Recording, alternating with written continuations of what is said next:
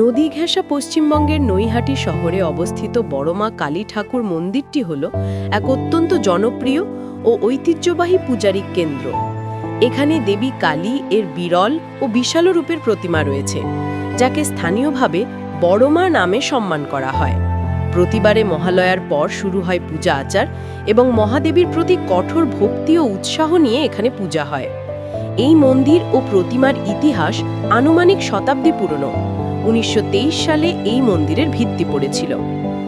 একসময় স্থানীয় চক্রবর্তী পরিবারের ছোট প্রতিমা দিয়েই শুরু হয়েছিল এই ভক্তিচন্তা।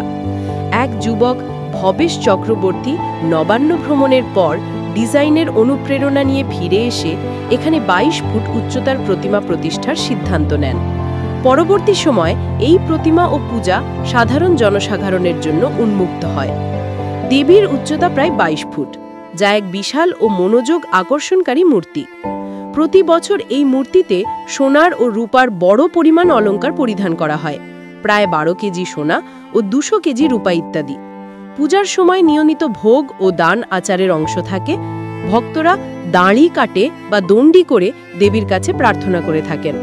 বিসর্জনের সময় দেবীর মূর্তি নদীতে নেওয়া হয় পদযাত্রা বা রথযাত্রা সাদৃশ্য পরিবেশনায়। এই মন্দির শুধু ধর্মীয় স্থান নয়, বরং স্থানীয় জনগোষ্ঠীর ভক্তি আচারের কেন্দ্রবিন্দু। অনেকেই বিশ্বাস করেন এখানে পূজা করলে তাদের মনোকামনা পূর্ণ হয়। প্রতি বছর লাখ সংখ্যক ভক্ত এখানে আসেন, শুধু নৈহাটি বা পাশের শহর থেকে নয়, বরং উত্তরবঙ্গ সীমান্তবর্তী অঞ্চল থেকেও।